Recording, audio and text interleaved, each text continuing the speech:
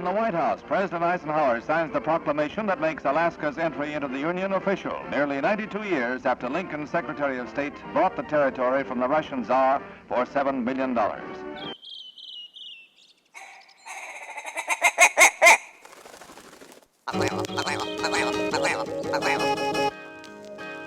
I just want to give a shout out before the show starts to all the sponsors, all the local businesses that have been coming through to help us out and get this thing started. Thank you to you guys.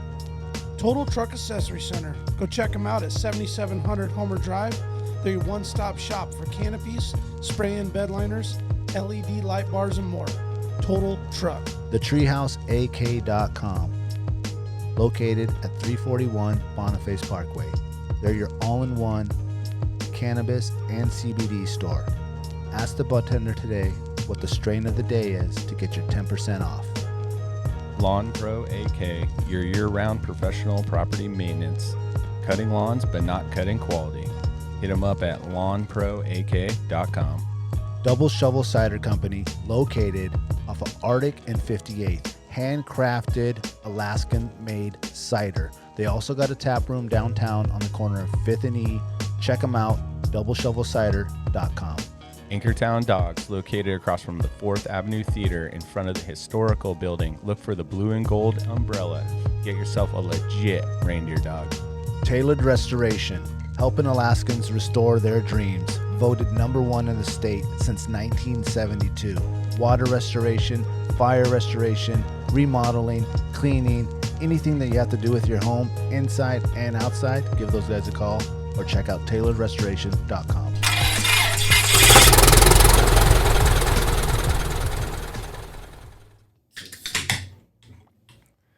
It's a tradition now.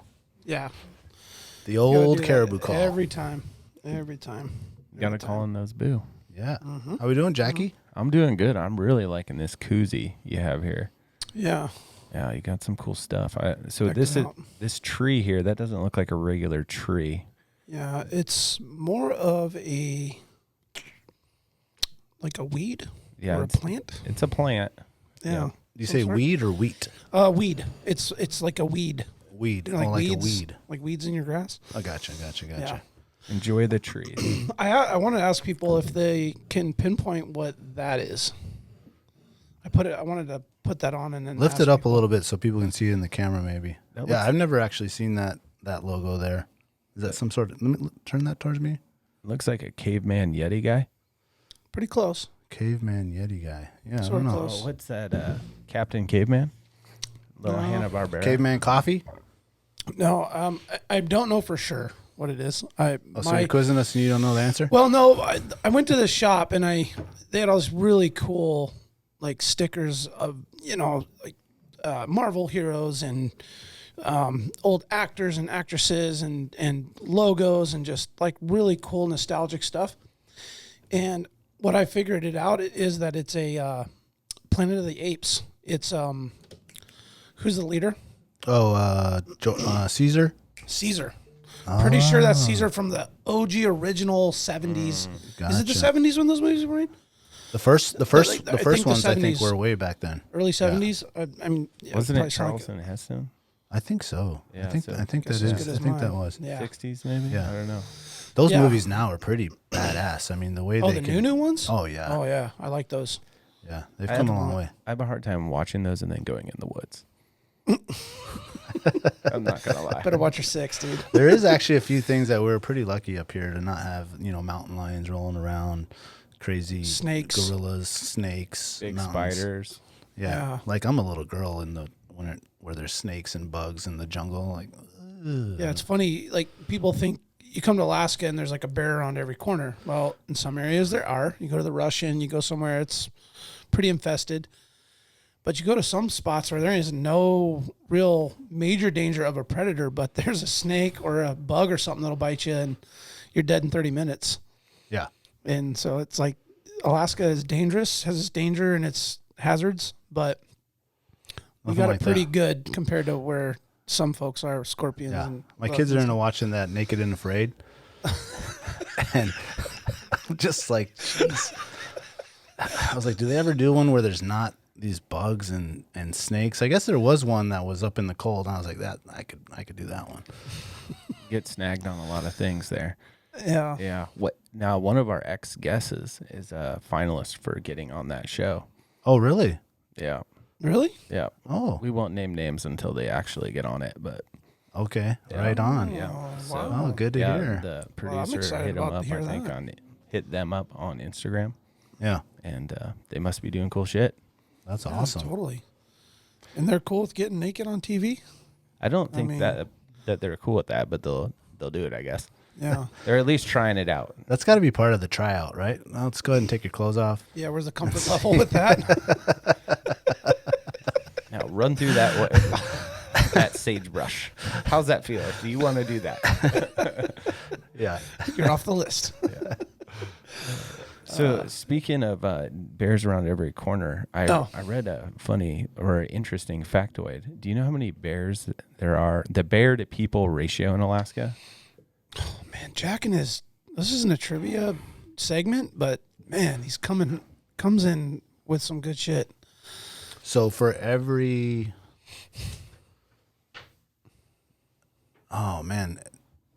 for bears in Alaska to people, it's got to be 2 to 1, I was gonna 2 to say- 1, maybe. I was gonna say 5 to 1. That might 5 be a to little 1? bit crazy, but 5 bears to every person? Yeah. yeah, because there. Oh, well, that'd be a That's what lot you're of saying. bears. Well, hold on. That sounds ridiculous. I think. Well, what's Doesn't our it- population at now? 400? Nah, bro. Oh, it that's only it's Anchorage. 850 or something. Oh, okay. Yeah. I'm Yeah. thinking Anchorage. fluctuates between like 7 to like 900,000. Just Yeah. Maybe 0.5 to every It's one. like with the oil. Okay, we're now less than 5 to Wyoming. 1. What was I thinking with that? That's people are gonna be like, "What is this idiot talking about?" Yeah, we haven't shown ourselves to be the brightest. No, those lifelong Alaskans don't know shit about Alaska. But You just you go memorize this stuff. You go out and do the cool shit instead. Yeah. yeah, I mean, that's, Memorize where the secret spot is, not. Yeah. There's enough to what think it's about and called. try to remember when you're out doing this stuff than the factoids. That's So true. what's the answer? Well, did we get some guesses or Oh, no? I said 2 to 1. mean, 2 to 1, I said 5 to 1, which 5 is to 1. ridiculous. It's 1 to 21. So 1 bear for every 21 1 to people. person. 21. That sounds more like it. That's a lot, though. That is a lot. A lot of bears. Don't be scared, all our down Florida listeners. And I wonder how they come up with that number. I don't know.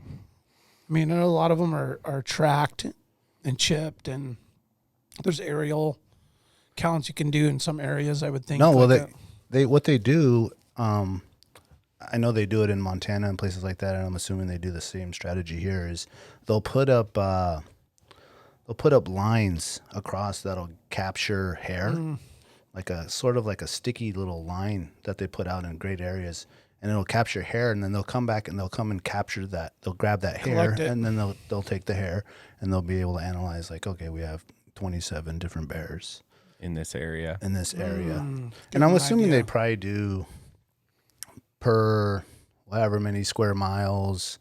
There's this many here on average, because how could you do you can't do the whole state. I mean, No. you're gonna have to do some math and do some averages and things like that, I would assume. yeah. And mixed in with these aerial ones and whatever Yeah. else. Yeah. Well, it's not like the caribou one where they actually go and take the pictures, and then they're paying people to sit there and count the pictures, count how many there are. But bears aren't. They're a little bit more sneaky Yeah. Yeah. or hidden. Well, and how much wilderness, if you're a pilot, you fly over and you don't see nothing because Oh, yeah. the critters are down in the forest Yeah. for endless miles, bazillions of acres. There's lots of wildlife in there. You just don't see it. Yeah. Alaska has a really low population density in general. Yeah. For wildlife. I was surprised though. I thought it would have been closer to like 1 to 1 or 2 to 1. Maybe 5 to 1, but not as low as that. Yeah. So we only have 200,000 bears. No, that would be 20,000 bears. So Yeah, there's more than that. no, that's That's what it said. Yeah. That's what the internet told us. yeah. That did come off the Internet internet. doesn't lie. It's all truth on the internet. Yeah, I guess Well, so. speaking about the bear stuff, I feel like we're in a real transition at the time of this recording of of the seasons.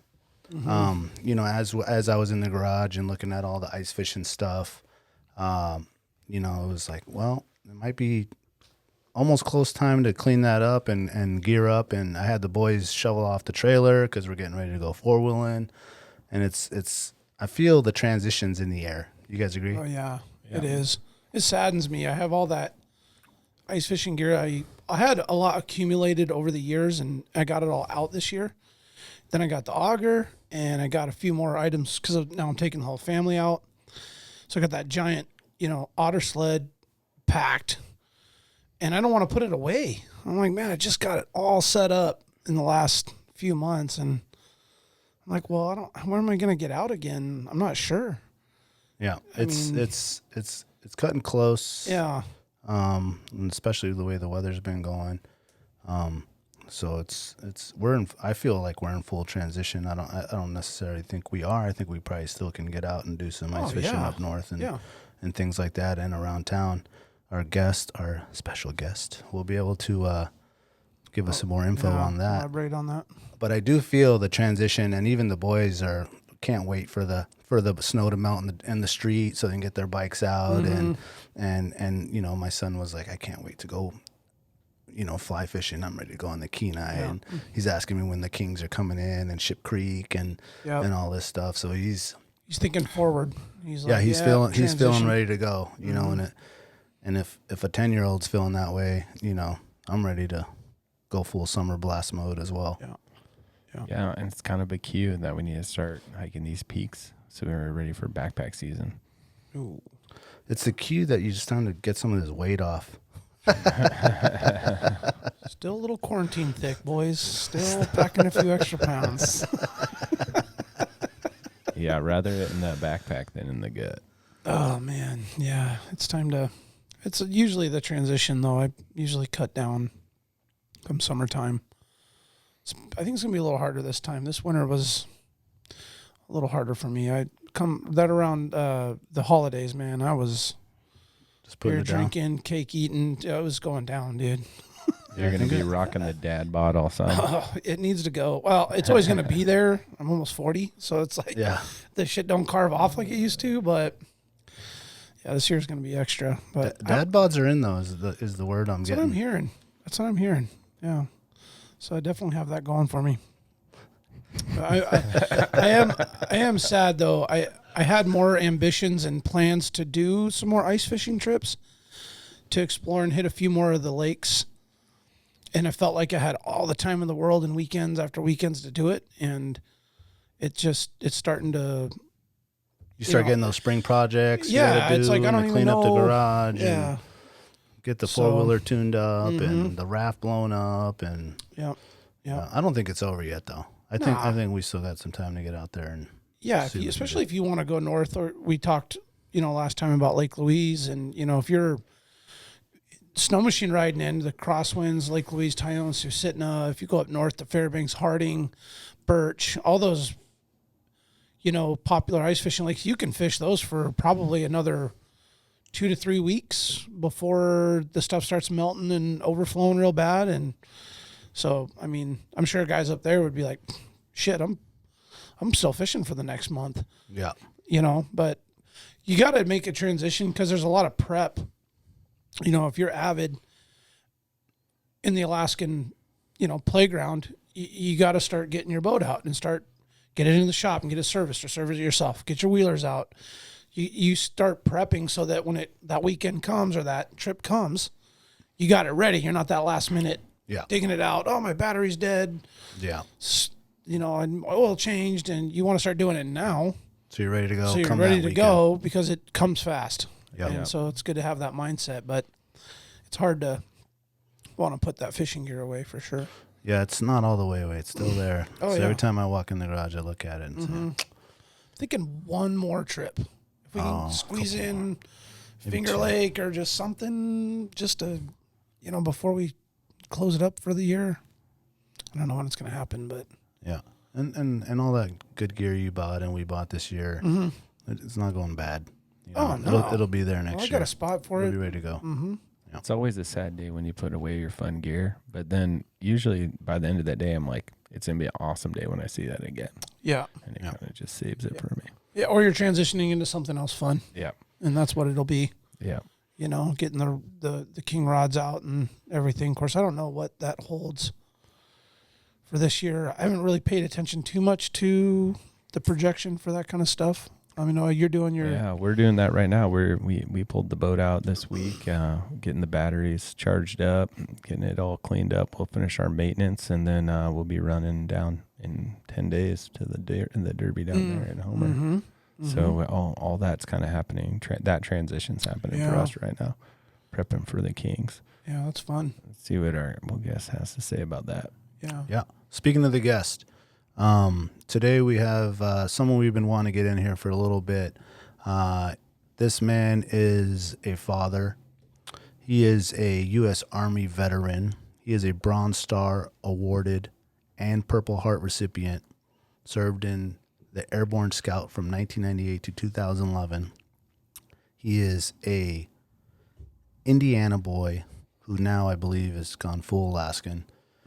He is the owner of the Bait Shack downtown on Ship Creek, and he is also in charge and I would say owner of the Salmon Derby, as well as the Jewel Lake Ice Jamboree, I want to say it's called. So we want to welcome Dustin Slinker from the Bait Shack. Thanks, guys. Thanks for having me in tonight. This is awesome. Welcome, Dustin. That shack life, huh, Dustin? That is, it's that shack life. The way you sounded there, you made me sound like a stud, but pretty impressive. But no, great to be here. Everything what you said's pretty accurate right there. Indiana, born and raised. What part of Indiana? They're in central Indiana, Lafayette. Lafayette. Right there on the Wabash River. So I grew up with the rivers and the lakes, fishing. But as you noted, I'm full Alaskan now. Been up here since 2005, and I'm not going anywhere. Yeah. Yeah, my wife's family's from Fort Wayne, Indiana. So I know all you Indiana folks kind of keep it tight. Yep, that's up Midwest there. They're boys. up on the St. Joseph River. And you ever go back there to go fishing? I haven't. I've actually been asked to go back to a couple reunions, but honestly, I didn't know there was much fishing going on. Now that there is, maybe me and my son can line that up. Oh, man. What are you hammering out there? Steelhead. Oh, yeah? Yeah, right down the St. Joseph River. Ah, Yeah. nice. Damn. You can get all that from the Great Lakes, Skamanias.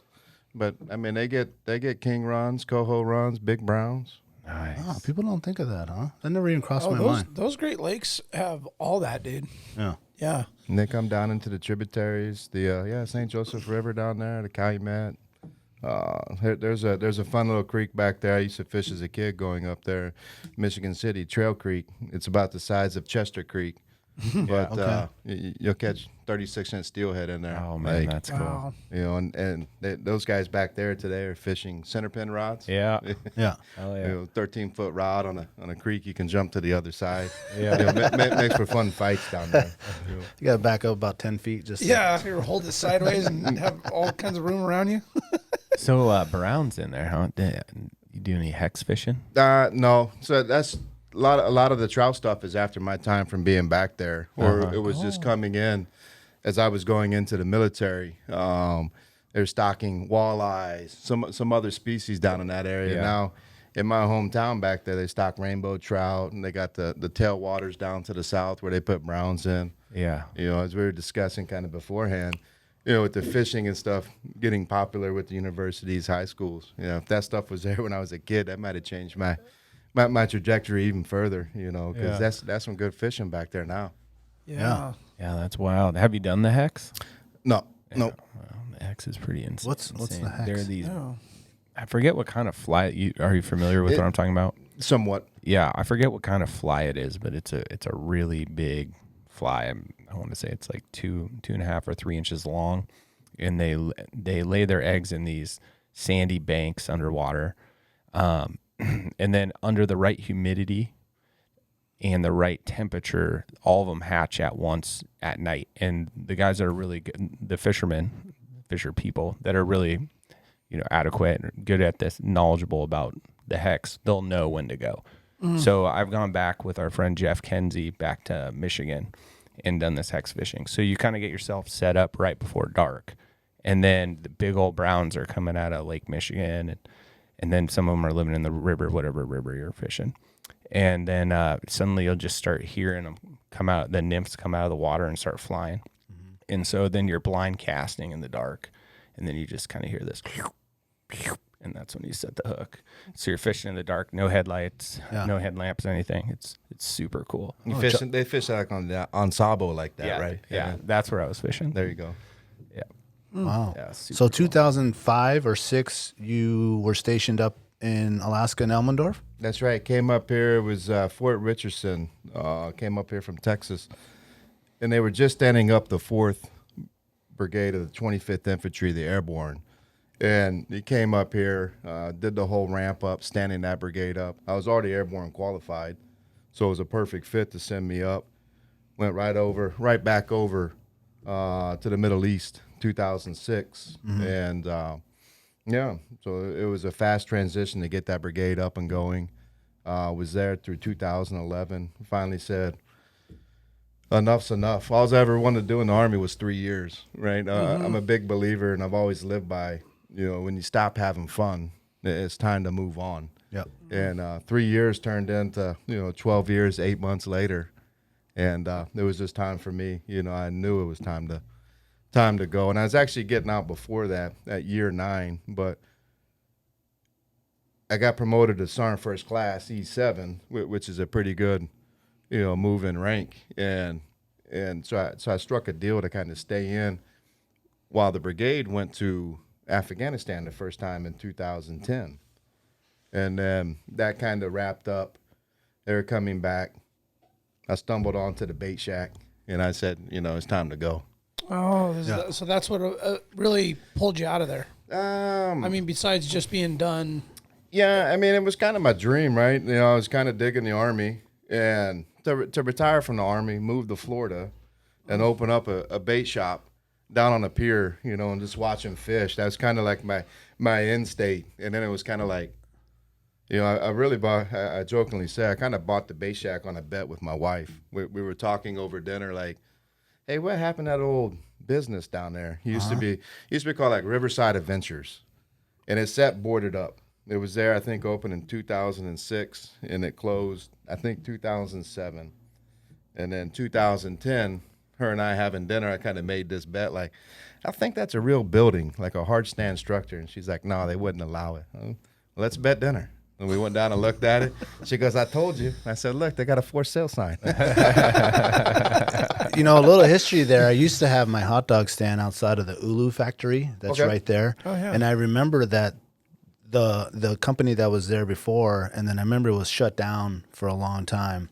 And a funny little story, I had moved now to 4th Avenue years later, and I had someone approach me. I don't know if it's one of your buddies. I don't remember his name. He was in the oil field, and he had retired, and he had come and he would eat my hot dogs while he's sitting at the what's that old little bar there on G Street? Right next to the pizza spot. Oh, Darwin's? Darwin's. He's sitting. He was a big time Darwin's, and Darwin's. I have a deal with those ladies. They come and anyone can come eat a hot dog, and they can bring it into Darwin's and eat it. And he came and approached me about the bait shack, and he said, "Well, we're looking for someone to kind of take it over and put a hot dog stand and all this stuff out there." And I was like, "Oh, well, I didn't have to do good of a time down at the Ulu factory. It was okay." So I was like, I'm trying to get out of that area and get kind of a little bit more into the touristy area. So that was a funny little connection that this guy had approached me about the bait shack and putting a hot dog stand there, and how he was debating on opening it up and all this stuff. And then years later, come to see what you've done with that place is amazing. You did a full revamp of that whole building. Walk us through that. Honestly, the only thing that, if you was to come in there, the only thing that's original in there is my counter. Oh, really? Yeah, I took it, we bought it. I bought it, and I took 2 truckloads of stuff that just didn't even belong down there, out of there. And then, we progress into the season, and it's kind of getting ready to kick off fishing, kind of like, man, I should really do something in here. Like, it looks kind of, hey, let's take everything out and hang up white pegboard. take everything out, hang up white pegboard, put everything, and we got to have it back in by tomorrow when we open up, stuff like that. Yeah. Every year, it seemed like I had something new on the project. There used to be these windows were probably only about like 2 foot, little dinky submarine windows. And there was one time I told my buddy, I said, man, we need some bigger windows. And I was getting, I think that's when we had Travel Channel coming down on like a Monday to fish. And this was like a Friday evening. And so let's pull these windows out and put in a 6 foot slider. So we took everything out and put it in, got it back, and we were like, well, shoot, let's do the other window too. Take it all back out, Well, all while people are still coming in and fishing, and trying to get it buttoned back up before we get a film crew down there. And it seemed like every year was taking on a new project to redo something in there. And it's people come in, they're like, man, it looks so good. Did you guys expand in here? It looks bigger. And I'm like, no, it's still the same size, but just cleaning it up. And it's been a lot of fun. Yeah. And, the first thing I did down there was I painted it. Paint it red, cleaned the paint up. Yep. Really stands out. It does, and quite honestly, I picked the bright red. It kind of ties back into me being a scout in the Army. Those were our colors. Oh. But I was really hoping that the red would kind of mellow, And it didn't. No, it sticks out like a sore thumb, dude. The fishing barn down there. Yeah. It did not mellow, and I actually just hit it again this last summer. It was due for a refresh, and it's glowing again. Yeah. It looks fantastic. Well, so for people that don't know, the bait shack is right when you cross the bridge, kind of behind the Ulu factory there, and there was a restaurant there that's sometimes open, sometimes not. Called the Bridge Restaurant. And I think at this point now you are providing a full-scale rental of rods and waders and gear. And do you actually even take people out if they want to learn the river from you? Yeah, we do. Yeah, I've got just everything you said there, all the equipment for rent. I've got state licensed fishing guides down there. I did it. It's just kind of naturally goes with the business. It's not like I created and say, hey, I'm a fishing guide on Ship Creek, but the 2 and 2 came together. Like people kept coming in. Hey, do you got any guides? We'd rather just hire a guide, so. Yeah. I saw the need for that. So I got a couple, we're all licensed, insured, everything, totally legit down there. And it's interesting because where we're at is private property with the railroad. Mm-hmm. So it takes some special permitting, to get on there and conduct, in a commercial capacity. And so I got guides, some college kids every year that come back. We put people on the water. We'll fish some other systems in town when they open it up. But what we do is I like to think it's kind of different. And we're showing you how to fish. When the folks come in, we're not just, saying, hey, let's go catch some kings. Like we want them to have the confidence that they could come back tomorrow or the next day on their own and replicate it and catch fish. And they do. And it doesn't upset us. We're still going to catch our fish, right? Yeah. Mm-hmm. And that's kind of the beauty about Ship Creek. It's a terminal fishery. So those fish are down there for you to harvest, not feel bad about. A great place to come down there, pluck a king out, go home, throw it on the grill that evening, have a party. And I don't think the tourists really mind either, because they just want to come in, tie into a fish, feel that fight. I get someone from anywhere that comes in and the biggest fish they caught in their life is a bluegill or a smallmouth bass. Crappie or something. Yeah. Mm-hmm. And they step in there and they catch, Wowzer. Yeah, a 20. One of the best ones is that a guy from North Carolina a couple of years ago. He watched us fish for a day. He fished on his own. He watched the guys. He came, got gear the next day. He watched the guys fish. He slid down in between someone and cast it out there. He wasn't in the water but 10 minutes. Brought back a 44-pound king salmon. Man. Wow. Hog. And he's like, a guy down the bank's like, oh, I just broke off on that fish. That's mine. I said, well, obviously you're not using P-line, bud. Yeah. He brought it up and he's like, I didn't think I'd really catch a fish, but you know what? I'll do it now. And I said, well, take it home with you. Yeah. So you know, we cut it up, we filleted it, vacuum sealed it for him, and he got, you know, take it home. So that's kind of the cool thing about Ship Creek. You can catch fish down there and not feel guilty about it. Yeah, that's great. So I didn't realize that it was full service like that, where you will actually you're not just renting the equipment and say good luck, you know, take the money and good luck and bring it back by 6. You guys are actually educating people on what to look for and how to actually have the best chances of catching a fish. Yeah, that's right. You know, you come in, you're going to get a block of instruction, you know, maybe 20 minutes. We're going to walk you through everything from how to, we'll cut your bait, show you how to bait the hooks. We'll help you cast if you don't. You know, we get, you know, you see this tackle bag in front of me, like something like this comes with the gear. You know, it's got it's got a tray of spinners and lures in there. It's got a tray of bait gear in there. You know, we show you all of that. Show you how to hook it up on your rods. You know, how to work each one of those. So you're really set up. You come in and get gear. You know, we do our best to set you up to go down there and catch fish. But the cool thing is, it's not just for Ship Creek. So you could come get this gear, and you could take it to wherever. Take it to the rut. My gear goes to the Russian. It goes to the Kenai. It's been over to Valdez. It's been up the Fairbanks. When I used to do fly rods down there, I mean, it went over on fly out trips, but we don't do the fly rods anymore because they kept coming back in like 5-6 pieces. Yeah, that'll happen now. You know. Yeah.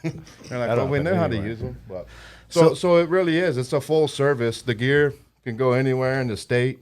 We'll take care of everything. We'll fillet your fish, package it up. We'll help you get it home. Wow. You kind of name it. Yeah. What's the season? When do you open and people can start coming down there to rent, and when do you normally close it down? The beginning of May. I think what it says on my website is it's always the Thursday before Memorial Day. It's kind of like my legit opening. You know, I kiss my family goodbye for the summer. I'll see you after Labor Day, you know, kind of deal. You know, because and you guys know what that's like. You know, summertime, start fishing, working. You know, if you're not working, you're fishing. Yep. Kind of deal. So kind of true with us. So, but I back it up usually the mid-May, because I do one thing down there that we've been doing the last several years, and that's the first fish that comes out of Ship Creek. Okay, yeah. So any angler, you go down, catch that first fish. All you got to do is just call us, bring it up to the shop. If we're not there, call us. I'll come down. And that kind of kicks off the season. When that happens, you know, you get one day there's 5 people. The next day there's 8 people. The third day someone catches a fish. You know, the fourth day there's 50 people. Yeah. And then it's like, hey, it's on. Yeah. So I try to be ready to go mid-May for when that happens, stocked up, ready to go. I may be kind of cruising around the tides a little bit more each day, but I'm guaranteed my summer hours that Thursday before Memorial Day. But once that first fish comes out, if it comes out May 20th, chances are May 21st. It's popping. Yeah. I'm down there. Rock and roll. I'll tell you, real quick, kind of backtrack. May 19th, since our kids are the same age, May 19th, my daughter Annabelle was born. Oh, wow. May 24th, I opened up the bait shack for the first time. Oh, nice. I signed out of the Army on June 2nd. Wow.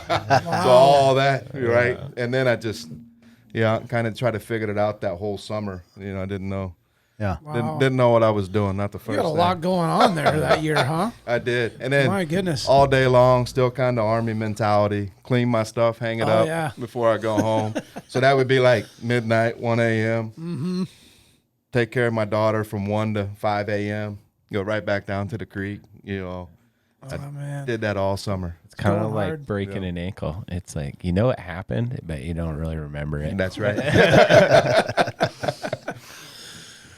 Yeah, you built one hell of a setup down there. I mean, you got a legit brand that you've built with that bait shack. I mean, before it was just a seasonal fishing shack that you got your derby ticket. They weighed your fish. You got your, if you're a kid, you got your your youth.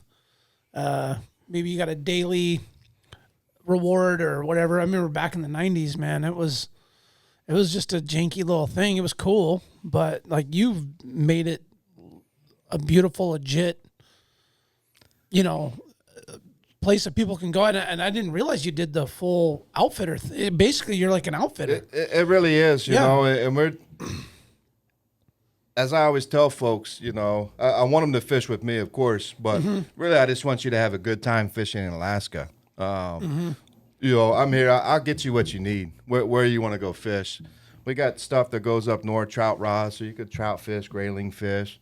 You tell me what, we'll get you set up, get you lined up, send you on your way so you can have a good time, because that's what it's really got to be about, is the individuals having a good time and that impression of Alaska. And then, of course, everybody wants to fish while they're up here. So Yep. it's been hard to kind of push that out so people know, like, hey, you can take this everywhere, and do your thing. So it's pretty fun. So I got a lot of stuff on the Kenai every year, So if you see someone down there with some Bait Shack marked gear, maybe give them some room. Two elbow lengths. Yeah. Well, that's actually one of the number one places I send tourists. As I'm downtown selling hot dogs, and you get all the tourists down there, and they're always asking me, we have a day in town. We have 8 hours. What should we do? And the number one thing I say is you need to go down to Ship Creek, and if anything, watch. Just watch people fishing. And now I tell people, the Bait Shack is down there open. You can go down there in your touristy white New Balances, and he'll outfit you, and you can try your hand at it, But I didn't realize that they can actually take it with them, if they rented a motorhome and all that stuff, because you get different levels of anglers that come up here, and you might get a Florida boy that's big time into it, and you get the rookies, of course, and it's really good to know. So anyone that's planning on visiting Anchorage and you got yourself a few hours or you got yourself a few weeks, leave your stuff at home and come to the Bait Shack and go ahead and rent you some real Alaska gear to get out there and hopefully catch you something. Yeah, turnkey kit. Yeah, it really is. It's awesome too, and that's what we're here for, help people catch fish, have fun. Yeah, experience it the real way. How many kings get caught down there a year? A lot. It's a good amount. That is a bit. I don't know like a real accurate number. I could tell you from the 2019 Slam and Salmon Derby, I think we did about 350 fish checked in 1 week. In 1 week. Yep. And that's just what we checked in. Right. That's not the ones moving elsewhere. It came up to, I think, roughly 5,000 pounds total weight, about 10,000 inches. And, you figure, I would estimate probably 1,200 fish caught down there or so. Yeah. 1,000, 1,500 fish. Yeah. What was the winner in 2019? It may have been 30, 31, 32 pounds. Maybe 30. Because I remember like the day after we had some guys with 30, we caught 32 pounders. So it might have been 30, 31 pounds. Did that 44 pounder get caught outside the Derby window? Correct. Ah, bummer. I remember one year there was another guy named Tom. And this must have been 10 years ago. I think it was like a 28-pound fish that won the Derby. Oh, yeah. And literally 15 minutes after he did it, he brought up like a 44, 46-pound fish, after the Derby was over. Holy cow. And that's the year they were giving away like a 17-foot boat, I think, and a trailer and motor and all that. Yeah. I remember that. And so it's been fun with that. We've seen kind of the prizes. Yeah. With 2019, what we did is we brought, I think it was like 1.25 ounce gold nugget. Ooh. Wow. With like a high-end fishing trip as the overall grand prize. And then there's 3 categories: men, women, military, first, second, and third place in all those. Mm-hmm. Oh. And then they, I think first place was a fishing trip. They got like a 12-foot sit on top kayak, whole bunch of other stuff. And then out of them first place, whoever got the biggest fish got overall. Oh, okay. So they kind of scored pretty big. Yeah. And that's the way we're looking to do it again this year. Yeah. Have the different categories, and then the overall, whoever's got the biggest fish. You should do a kids one. Yeah. A kids category. We do. We have a youth category, Okay. but we just give them stuff. I don't. A bag of candy. No, it's a little. It's a little Fishing more. rod or It's some a gear. little more than that. It's usually like a gift card or something, and then like a couple hours of jump time over at Shockwave. Oh, okay. Oh, there you go. So they Yeah. could go burn it. Oh, that's cool. Barry over there has been a big supporter down there, and Yeah. he's about kids and kids fishing. Sweet. And so that's kind of tied in nice. But we don't know, like, kids paying money into the derby, the gambling kind of, Yeah. you know, how that really gets, and, Yeah. and I'm a proponent, big into kids fishing. So we'll have the kids, the youth bracket in there. But if you dig on there a little further, the 19th is the Get Out and Fish Youth Day on Ship Creek. Oh, they specified a day for youth. That's right. Okay. It's the third Saturday in June. So I took that to the Board of Fish 2 cycles ago, wrote the proposal to shut down from the Bridge Restaurant to the upstream side of the C Street Bridge. So Okay. that kind of like that prime real estate, Yep. Yeah. youth anglers only. Awesome. 6 a.m. to dude. 6 p.m. I just took it back to the Board of Fish this last cycle and got it extended for the whole day. Oh yeah. And I did that when my daughter was, I think she was 4 or 5, down there fishing, having fun. She's playing with the rocks and stuff, and some guys, slid in. I said, "Hey, my daughter's fishing here." And he looked at me and he looked at her and he goes, "She's playing in the mud. I'm fishing here." And I said, "Okay. All right." And then, it really upset me. I wasn't fishing in the bait shack capacity. I was just hanging with my kid. yeah. Oh yeah. So how do I fix this? Yes. What's the solution here? You go write the proposal and you submit it to the Board of Fish. I'm going to close this portion of Ship Creek down for kids only so that doesn't happen again. Oh, that's So, great. so a kid that day doesn't get bullied out Right. Yeah. of that prime real estate. And it was awesome because last year, even with the ramp up of this pandemic, we had like a little 4 or 5-year-old kid catch a 24-pound chromer down there. Wow. Prime real estate.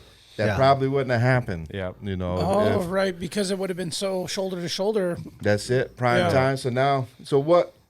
With that, I created that event that day, right? Gotcha. So now I got to do something to get the kids down there. Yeah. So we put on kind of like an event on top of the event.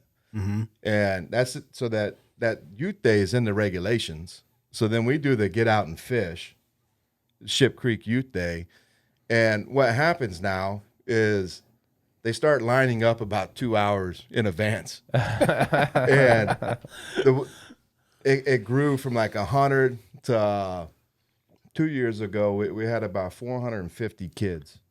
Wow. And we get some great sponsors in there. The kids get an option of a fishing rod, a fishing hat, or a fishing shirt. And then they get like a little bag, drawstring bag, full of lures, tackle, candy, some other stuff. Yeah.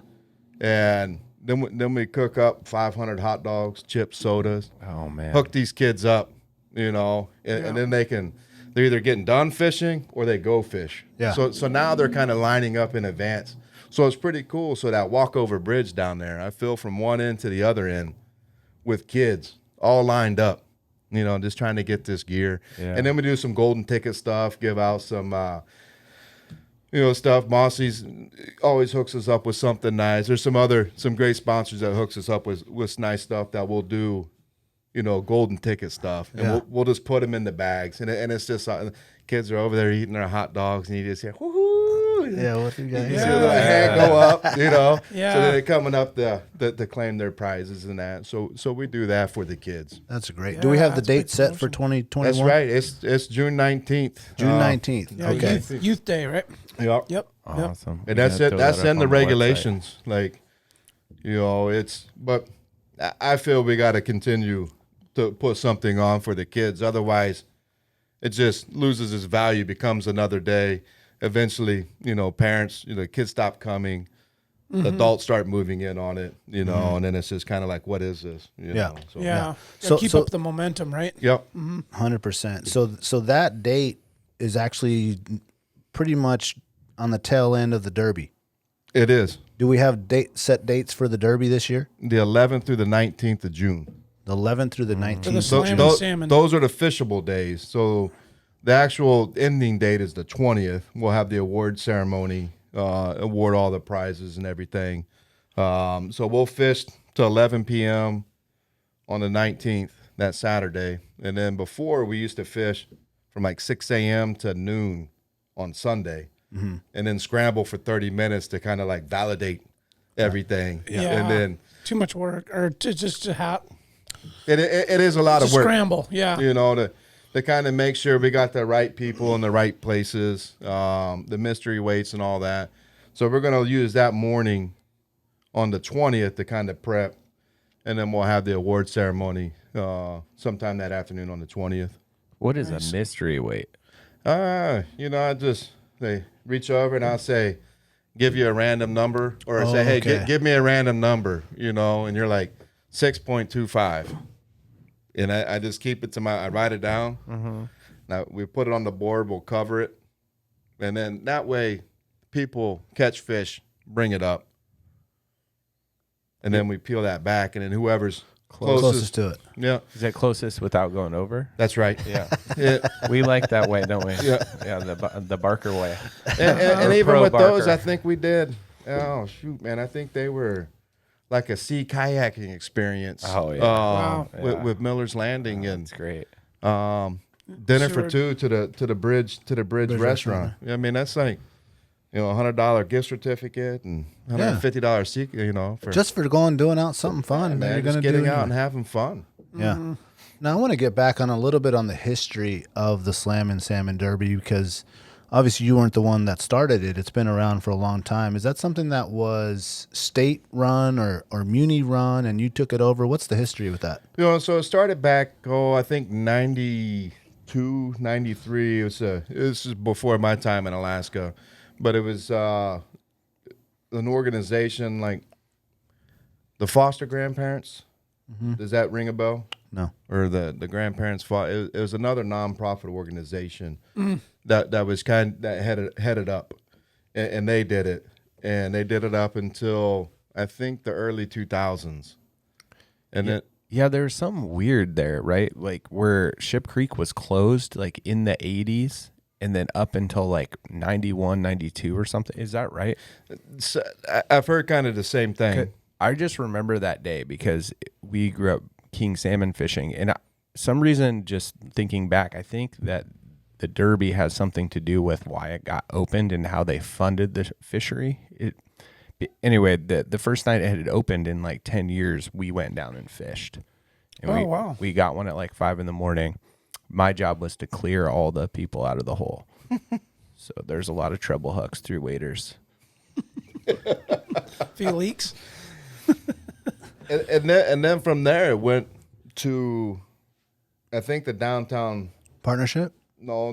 soup Hope Soup Kitchen, Hope Center.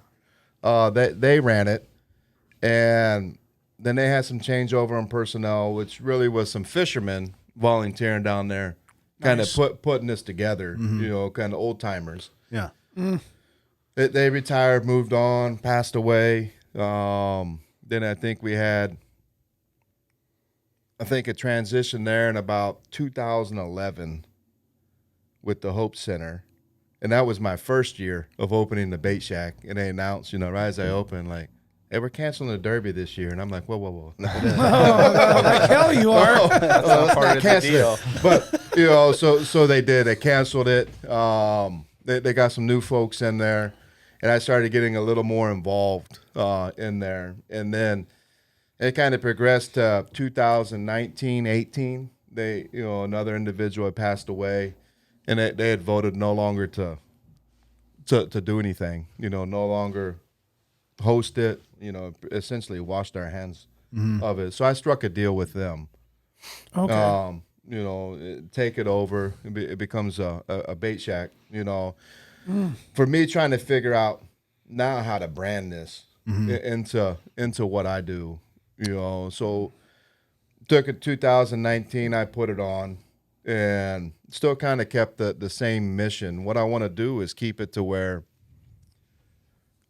it benefits local nonprofits, and I'm trying to get them involved, to come down, have fun. Because that's the one thing that across the spectrum of all of Alaskans, for the most part, that everything that brings us together is outdoors, hunting, and fishing. And you come down, fish, as I say, cast a line to help others. And, it goes to support these other local Alaskan nonprofits. That's perfect. Yeah, I that's love that. awesome. Yeah. We're going to take a second here and give a shout out to one of our sponsors, Tailored Restoration, 24-hour emergency services, helping Alaskans restore their dreams since 1972. Services include fire, water, mold damage, post-emergency cleaning, remodeling, and anything else in the aftermath, including burst pipes, overflowing toilets, downed trees, fires, pet accidents, and vandalism. Tailored has an emergency response number with trained professionals available to help you at any time of the day or night. Hit them up at tailoredrestorationalaska.com. Nice. So any nonprofits or anyone that wants to get involved with that, they should definitely go to thebaitshack.com, reach out to Dustin, and get involved with that. And if you're looking to get your kids out there and excited, I know 100% me and my son will be out there on that Kids Day because he is pumped to get out there and get in the water and do some of that murky water fishing that happens there in the early May. That is a unique fishery. Well, you get Ship Creek, early man. May. Early May, that water's clear. Is it clear? Yeah. Okay. Yeah. It really is, because everything's still kind of frozen above us. Yeah, you don't have the right? runoff yet. Okay. So I say May 22nd this year will be the first king. You may get your son down there before that. I think last year was a 9 or a 10-year-old young lady that got the first one. The first fish gets hooked up with a prize pack that's about $450, $500 worth of stuff. Wow. Just for Yeah. landing that first fish and bringing it up. So she got hooked up. But in May, that water's clear. And then as we progress, the sun gets out, it gets warmer. The water, freezes or thaws in the daytime. It's clear in the morning, but come mid-afternoon, it's chocolate milk. And then in the morning, clear until that creek, as I say, blows out. Yeah. All that water gets out, and then once it clears up, it's running gin clear pretty much for the rest of the summer. Yeah. I wonder if we can expand that first fish thing to almost like a Nanana Ice Classic Ooh, deal. that would be That's cool. a great where idea. people, outside people that aren't even fishing, can maybe go in with like a 50-50 raffle or something like that. It's something we're working on. Oh, okay. All right, we're getting ahead of the game here. I'm liking it.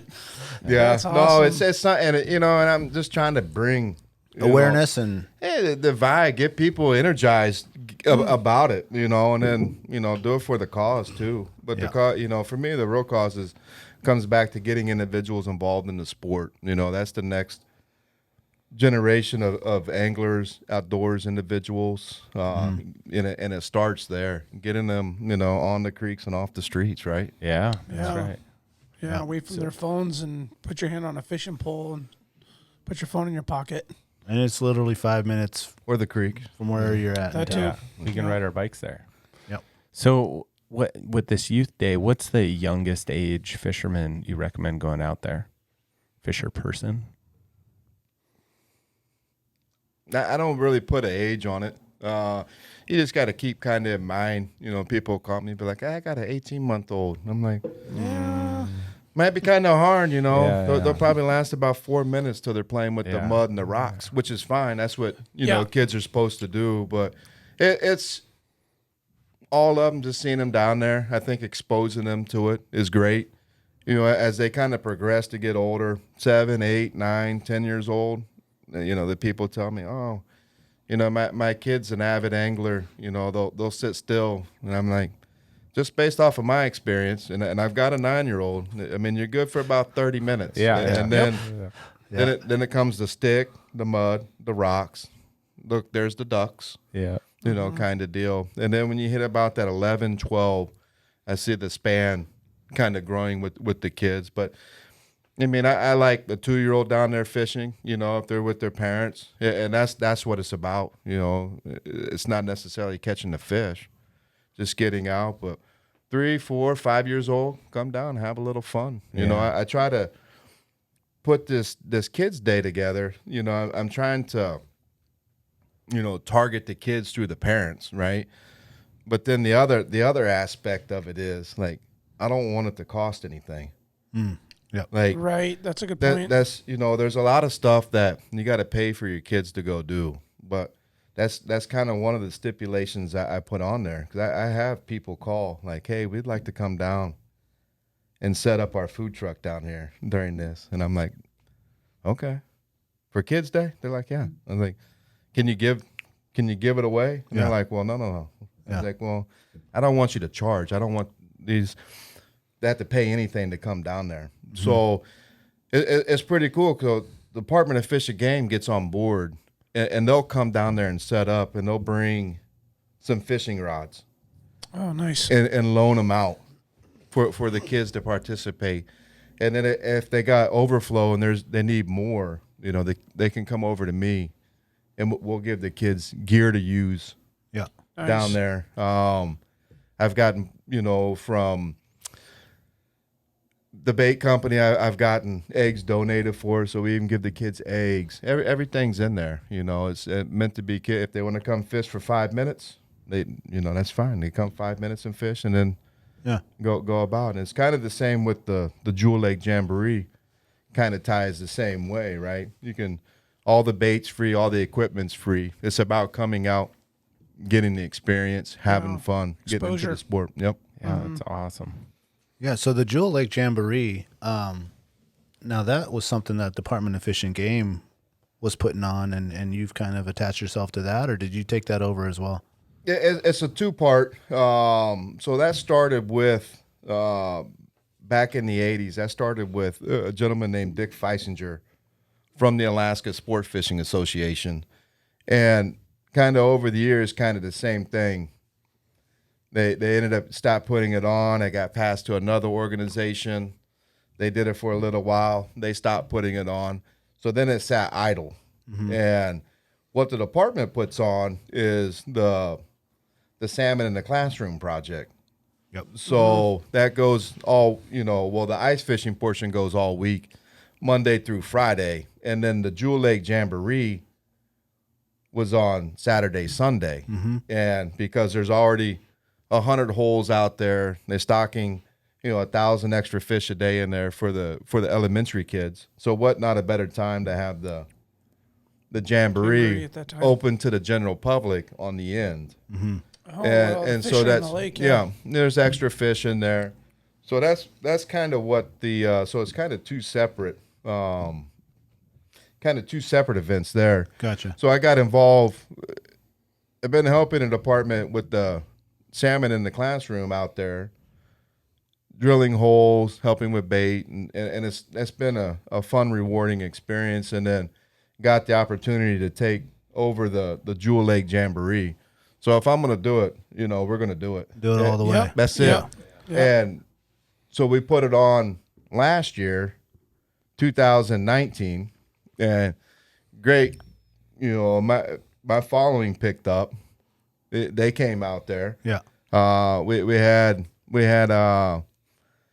some coffee out there. We had some donuts out there for purchase. You know, that one we're trying to get food vendors to come set up, make it kind of like a festival. Gotcha. But the fishing aspect, rods and bait, that's going to be free. Just show up and fish. Yeah. And you know, the department came out, handed out ice rods. And we're working on getting the ice rods for that, about 150 sets. So you can come out and partake in that. We come out, jig a couple times, you know, and say, hey, you know, I remember one couple came out, they got it.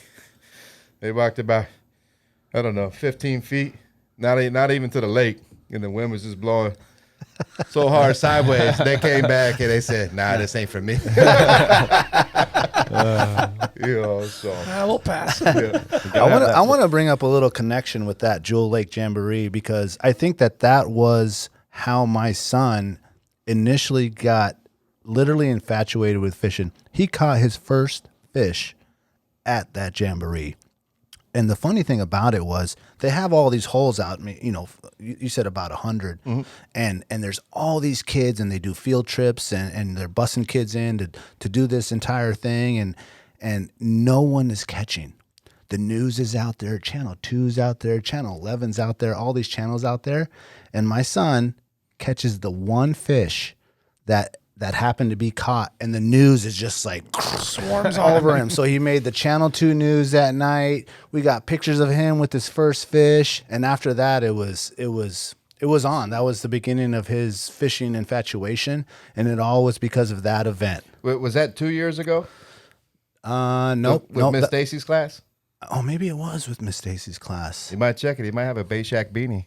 He might. He might. I was out there, so my kid was in the class. The same. Yeah. Yes, Because your that's kids right. go to the same school, Yeah. right? Yeah. So I gave all the class, and all the teachers and everyone that was out there, Bay Shack beanie out Nice. there. Yeah. Yeah. Oh yeah, that was it, and we've been going back to Jewel Lake ever since, and that was a really cool connection. Yeah, that's awesome. That's a all great that. story. Yeah. I didn't know that.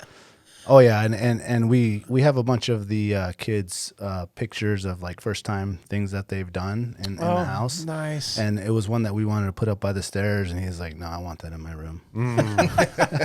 That's my prize. The picture of him with his little 10-incher or whatever it was out there. Yeah. How'd he do with the paparazzi? Oh, he's all smiles. He's got his his hat and his sunglasses on, and the cameras, and we got it recorded and all there. And we'll Perfect. pull it up here and there, and Yeah. Awesome. That's what it's all about right there. yeah. That's it. Yep. Now he's hooked. Oh, now he's hooked. Yeah, Big now time. we got to get him in the drift boat in August on the Kenai. Yes. Get one of those 50 rainbow days out of him. Yeah, he's excited. He's excited. So I look here that you actually going back to we'll come back to the kingfishing stuff and the lures and all that. But as we were talking about in the intro there with the ice fishing and our families have all really gotten into it. And I want to say that, when we first started going ice fishing, with the COVID stuff and it was actually an activity that you could do and be not close to people, but you're still outside. Open air. Yeah. And as we've gone with bigger families and groups and fires and we bring food and we're cooking out there, what I want to say is it feels as if you are camping. Oh, yeah. It's like a day camp. Yeah. Yeah. It's like a little quick camping trip, outing, get away from the grind. Yep. And even if you're just going to Jewel Lake or DeLong Lake, or you're heading out to the valley to one of the lakes out there and you're loading up, the camp stove and bring a little bit of firewood and you're out there with the family and another family. And it just feels as if you're camping. Mm-hmm. It has that vibe there where kids can run around and play in the woods and fish if they want to fish and eat some hot dogs if they want and throw some rocks and sticks. And I almost feel bad that I didn't start earlier. Like we could have been having this camping feel for a long time. So anyone that's thinking about doing it, get out there and take the kids on that little ice fishing thing. And I know that ADF&G actually rents little augers, and they'll rent little tip ups and things like that. So this is all stuff that's absolutely free. If you want to go get tested out and see if it's your thing, it might not be your thing. You might get out there and take 15 steps and realize, this is not for My me. feet are cold. Yeah. Yep. Yeah. Well, the first time you use that hand auger, you'd be like, yeah, I don't know about Oh that. yeah. I guarantee you use that auger twice, and then you're gonna go look at the Mako 10. Mako 10, yeah, exactly. Can I get the 43cc model? Well, Dustin, so your bait shack outfitting, guiding presence, does that extend into ice fishing season? You've got your salmon fishing, the Ship Creek deal. Obviously, wintertime's long. Ice fishing pretty much starts, what would you guys say, like mid-December till about now, maybe a few weeks later? Early November till Okay, so till you're about now. It all just depends your comfortability. yeah. You know, I look at the ice. If it's 6 inches, 5 inches, I'll fish. I'm not necessarily taking people with, but that could be some of the best fishing, you know, there in the first part of November. But the average person getting out exploring, I would say yes, mid December is a good Okay. time. When Time do to you- hit that ice. When do you get your clients, or would you call them clients? I mean, your guide. So It does. The season just continues. You know, Okay. I shut down Ship Creek. I go to Middle River. Yeah. I hang out Okay. down there for a little while, come back, start ice fishing, and it continues. I do the same thing. You know, I've got guides for ice fishing. That's crazy. I've been here my entire life, and just the last 6 months, I realized that there's actually guides for ice fishing. I didn't know about that until right now. Yep. I mean, it makes sense, but it didn't dawn on me either. I mean, it just didn't seem like It could have something- catapulted me a lot further because I did a lot of learning. I take the guesswork out, you Yeah. know, and Right. then the other thing. So I got guides. Then the other thing I do quite a bit of, where I spend a lot of my time, is setting people up with ice fishing, kind of like the rental program. Oh, so, okay. So I'll set you up, all the gear you need, heaters, rods, tent, auger, underwater camera. Wow. And get you Yeah. dialed in. I haven't got to the underwater camera yet, but my son already has a couple models he's the been fish looking finder. at. Got him picked out. 360 Yeah. view. Yep. Yeah. So I get you dialed in like that, and it's been fun. It's a lot of fun. So you think about folks coming up from Florida, and we take them and set them on the ice like that, and they literally show up. Everything is up. The heat is on. You know, kind of like that 80s song, the heat song. Oh, yeah. He's out. Oh. And then, So the heat's on, the rod's in there, the camera's on. We've got fish on location, so they literally step in there, and they're like, I'm like, look, see the fish? And they're like, okay. So you can't accuse me that there's not fish here. Now, if you can't catch them, I can't do nothing about that. But there are fish here. So I do that quite a bit. But then I do, I run guides. I run snow machines. So if they want to go snow machine, you know, fish somewhere off a snow machine, we can go do that. It's kind of really just endless possibilities. But it all comes back to how much time they have and what they're looking to achieve, and I'll accommodate that. Yeah. Now, what's some advice that you might have for new ice fishing families on how to get on the fish? Do your homework beforehand, and what I mean by that, if you go onto the department's website and take a look at their biometric program they have on there with the database of the lakes and the stocking and that, you can kind of see the lay of the lake, where your deep spots are, where, you know, and then get on Google Earth, kind of look at the imagery there. You can pick out weed lines, hard bottoms, stuff like that. Sharp points. I'm looking for points, transitions, Features. yeah, it's just stuff like that. You know, the difference is the fish don't really hold and suspend. You know, they're continually moving, but they're on those areas. They're hitting those weed lines to feed in the morning, to feed at nighttime. They're going to be on those transitions. You know, if we're targeting burbits and stuff like that, we'll start to look for some rockier stuff and kind of fish in there. And you could take a lot of the guesswork out just by doing that beforehand, to say, hey, I want to go fish this point in about this depth of water, so I know it's over there when I hit that lake, walk straight to it. And then it's just becomes a game of, you know, putting in your grids and finding exactly what you want. But where you catch that fish, chances are that's where you're coming back the next time. Yep. And just get out and explore, find different stuff. That's where the underwater cameras really come in handy. Different ones. I use like the small Markham Recons. You know, I keep that in my pocket. Pop holes, Oh, it comes. They're small like that. like the size of your phone. Oh, okay. A little bit bigger. Yeah. But that way I can get a quick like what it looks like underneath. Lay of the land down That's there. it. So you're not necessarily looking for fish. You're looking at the lay of underwater. I'm looking for structure to see, Okay. like, you know, it could be like, hey, we put the holes here. This is just a straight sandy bottom. But if we go 5 feet here, now we're getting into some rocks. And then on top of those rocks, there's starting to be some standing weeds. That's where I'd want to be at. That's where those fish are going to be coming through. So I would move to that area. Okay. And then once you kind of get it dialed in, the camera's not as necessary. You know, if you're fishing. Because you know where the bottom already is. The in that roundabouts. area. And then I'll put in my big camera. If we're setting up the tent, I'll put the big camera in there with the panner that you can scan around and see.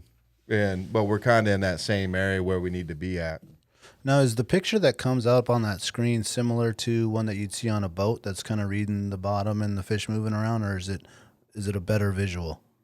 On the camera? Yeah. I mean, it's just like It's a visual image, right? Oh, it's actually like a camera. Yeah, It's showing. I mean, it's showing it. It's it's not a- like I'm talking about on a boat where like you're a just depth seeing finder photograph now. dots No, going Sonar. by. No, it's like I mean, the head's got like a 1-inch Sony camera in it, so it transmits. Obviously, it's based off the ambient light penetrating the ice as the color, but it's a full.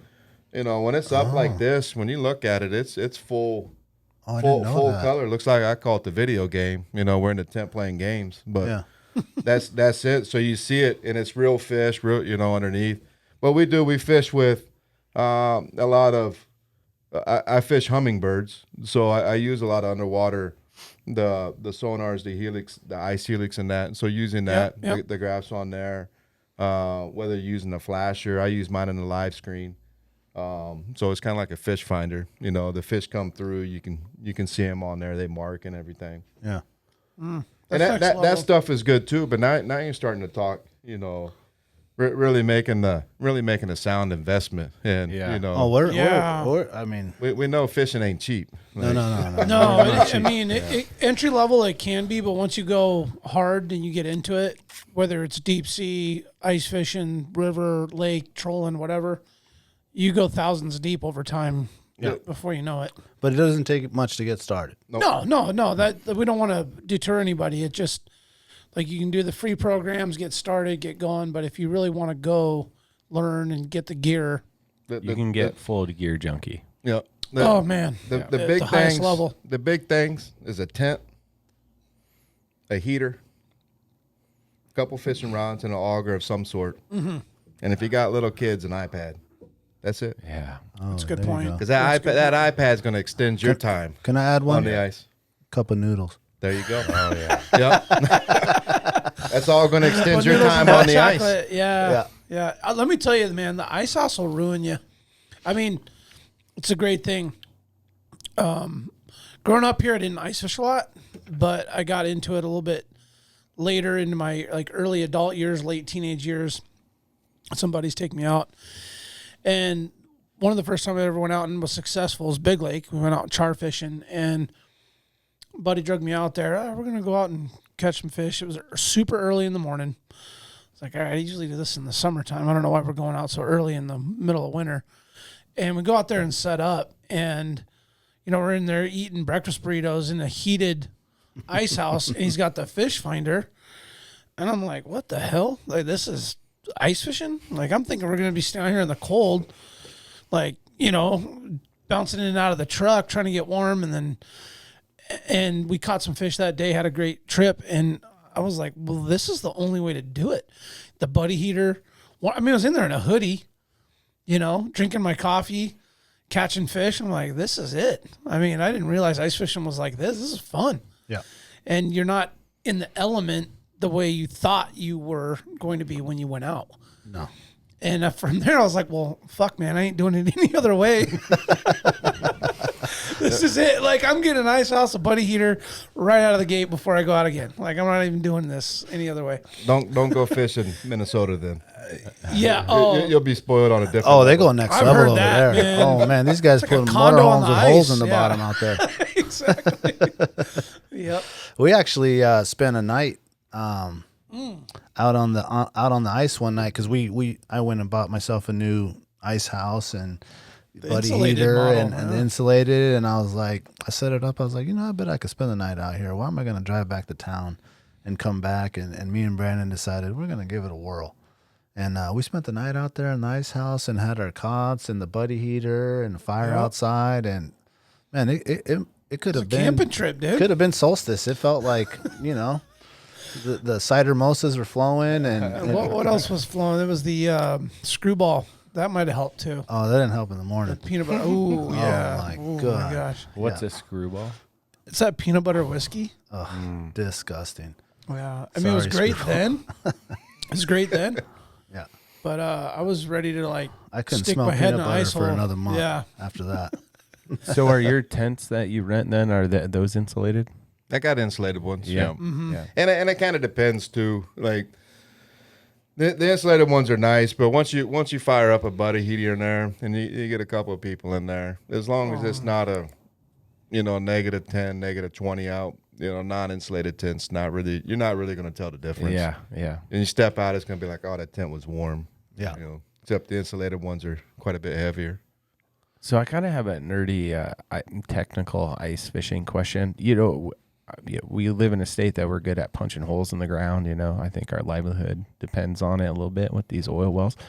When everyone thought Prudhoe Bay would last 20 years, we change it with horizontal technology. What's going on with horizontal ice fishing technology? When are we going to be able to go down and then sideways? Oh. What Fracking have you heard style? anything? Horizontal drilling style, have you heard anything in that? I mean, you look at the new Garmin, their Pan Topics is kind of like that, imagery wise, Right. kind of you can point the direction, as opposed to just a normal ice fishing cone that gives you like an 18-degree radius on there, and the fish has to swim in it. That bend, but I think you're looking. I'm thinking more like a drone type guy that's at the end of your lure that you go down and then it goes sideways. Like a little submarine. So and then you know it where can to do go a big punch. radius. Or it's not looking to dig a hole. It's going out and finding other fish, So you don't need that grid anymore. That's like that airplane jig. You ever fish one of those? Pull on that and it gives like a 5-foot circle. Yeah. Oh, really? It's got the rooster tail on it. Ooh. Yeah. Goes down. I think I like that. They Yeah, make a it's saltwater weighted. version of that? Oh, I'm sure, man. They make them.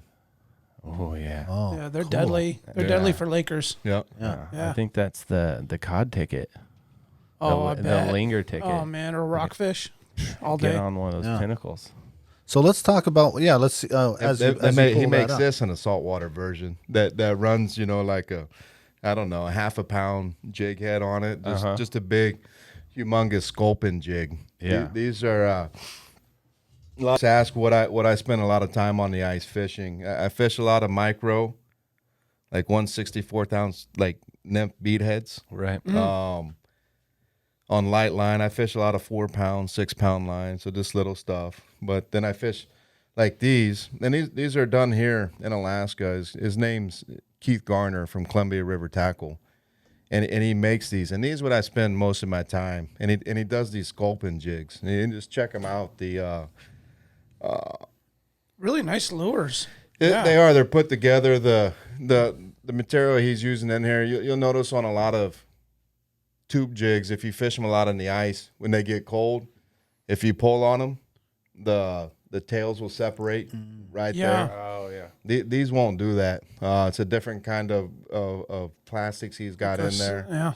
But then he custom does these wings on there for that sculpin. Oh, to And- represent a fin. So Right. when that's going down there, those are fluttering. Yeah. And so he's kind of been doing them. I mean, great out there, Big Lake on the Char. The Burbits love it. The Lakers are loving it. Yeah. But then he does big ones. He's got a pretty big saltwater presence. Really? And man, they be knocking big lings with those. Yeah, and, yeah. Oh, I bet they do. Like and he makes them like. I mean, Oh, yeah. That's exactly what we need. I think I got some 8-inch ones for lake trout, man, and those fish just whack on Pound them. 'em. Yeah. Yeah. Do you find yourself changing the lure often, or are you pretty much rocking one on this and maybe one on something bigger all day? Or what's the process with that? I kind of go back and forth. When I go fish, it's not uncommon for me to bring my rod box. So I may have 8, 9, 10 different rods and I just kind of jig. Okay, move on to the next rod. So a lure's already on each rod, so Yep. you're not switching. Swivel. It's just No, next rod. I try to prep before I go, depending where I'm fishing at. Kind of prep in accordance with what I'm going to be fishing before I head out. Have that kind of set up. And I may run the whole morning like that. And if it's not producing, then I'm sitting there in the tent in the afternoon while we're eating lunch, like cutting, retying, seeing what else. Recalibrate the whole situation. That's it. Yeah. And then go into the evening time. Because unfortunately, you get January, February, some of the worst times, kind of my opinion, to fish, ice fishing, is that, 1 o'clock, 2 o'clock in the afternoon. Yeah. It just kind of settles off. Those fish kind of die down. They're not feeding. Good time to move, eat, something like that. Change out your gear, take a little nap, get ready for game A time. little dead time. Yeah. Now, where can people find these type of lures from your buddy and Columbia River Tackle? Is there, if they're not going to rent it from you or have you go out, is there what's the store or a place you recommend that they can find this stuff? I think he's got them over there at B&J's. Okay. He's got them in there. You can always go online to his website, just order. He's got a pretty big selection, and you can see his whole catalog of what he has there. And he's just got some pretty wild stuff. Three Rivers out in the valley. Yeah. Those guys out there stocking them. I think he's getting them in up to Three Bears. They're starting to carry them out there, and they're just a good quality product. And Is he the guy out of Palmer? he is, yeah. Oh, okay. Yeah, Keith Garner. Yeah. Super good guy. I've been doing some work with him for last 4, 5, 6 years. Nice. Have you found that the interest in ice fishing has increased, or is it just me that I just started and now I'm hooked?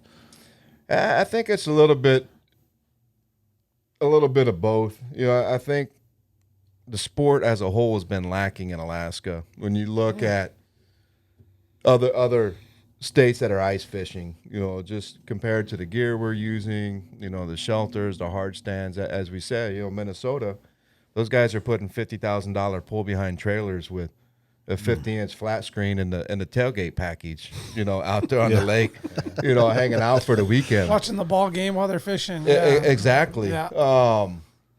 So I think it's just kind of catching up here. The COVID had a lot to do with it. What I personally hope is that the folks that they've been introduced to the sport and that they stick with it. That it's just not a one-time, like, hey, that was fun, but now we're going to get our lives back to normal, so let's get back to doing what we normally do, which, may not have been fishing. I hope I'm wrong. I hope they stay in the sport. And it goes with the open water fishing, too. Just seeing the influx of individual salmon fishing, trout fishing, all that really seemed to uplift this last year. And I think with ice fishing, it's been a little bit more because they're stuck inside during the wintertime. They're getting out. Because some of the lakes I've noticed that I would never really see anybody else on. I strolled out the one, and there was like 13 people, 13 cars, and I'm just like, holy cow. Yeah. There's people out there fishing. So I hope it sticks. I think it is. I think it's building, and any time that I have an opportunity to bring another family or a buddy with their kids and make it seem as fun as possible and as comfortable as possible, and having a couple of those nice amenities such as the tent and the buddy heater and the way to make a hot dog or a cup of noodle, and you just get that camping vibe. And I think if you go out and you experience that one time, you realize, oh, this is actually pretty simple, and it's a great Saturday or Sunday, Big or time. even after work type of trip if you want to make it happen. Yeah. I started bringing my daughter's kick sled. Oh, So she'll fish, and then she'll go hop on her kick sled. Yes. Then she'll come back and fish. Then she'll go get on her kick sled. Then I'm like, perfect. Yeah.